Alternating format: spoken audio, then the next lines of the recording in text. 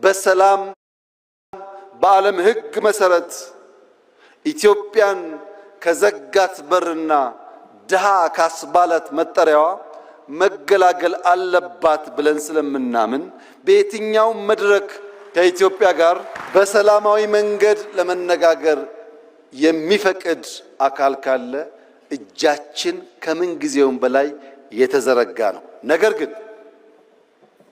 ነገር ግን ኢትዮጵያ የጂኦግራፊ እስረኛ ሆኗ ለዘላለም ትኖራለች ብሎ የሚያስብ ኢትዮጵያዊ ካለ እርሱ የሞተ ነው።